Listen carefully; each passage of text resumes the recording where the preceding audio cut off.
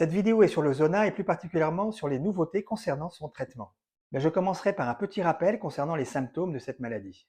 Cela commence généralement sur une partie bien précise du corps, comme sur le thorax, par des petites démangeaisons, par des sensations peu agréables, suivies de boutons, une éruption cutanée sous la forme de vésicules rouges, accompagnée de douleurs.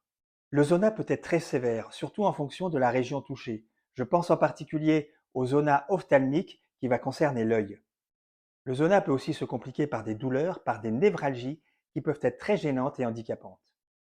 Alors à quoi est dû le zona? Cette maladie correspond à un réveil d'un virus que vous connaissez bien, qui est le virus de la varicelle. On contracte généralement la varicelle lorsque l'on est petit, et lorsque l'on est guéri, le virus va rester blotti dans l'organisme, caché dans des ganglions neurologiques. Pour diverses raisons que l'on ne connaît pas toujours très bien, mais surtout en raison d'une baisse de notre système immunitaire, tout d'un coup ce virus va se réveiller et le zona va apparaître. Alors bien sûr, il existe des solutions pour traiter le zona, en particulier des médicaments antalgiques, mais aussi un antiviral qui s'obtient sur prescription. Un conseil, pour que cet antiviral soit le plus efficace possible, il est conseillé de le prendre dès les premiers symptômes de la maladie.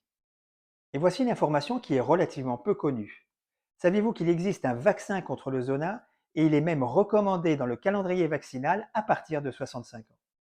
En 2024, la Haute Autorité de Santé s'est prononcée en faveur d'un nouveau vaccin, le Shingrix, qui serait plus efficace que le Zostavax.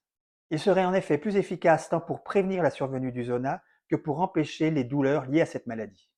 Ce nouveau vaccin n'aurait pas plus d'effets indésirables que le précédent, sauf peut-être une légère augmentation de la douleur au point d'injection.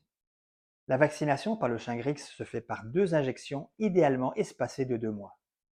À noter que ce vaccin pour les 65 ans et plus est aussi indiqué pour les adultes qui souffrent d'une immunodéficience. Bon, il ne me reste plus qu'à vous dire à très bientôt. N'hésitez pas à ajouter des commentaires ou à poser des questions un peu plus bas, à liker et à vous abonner à la chaîne.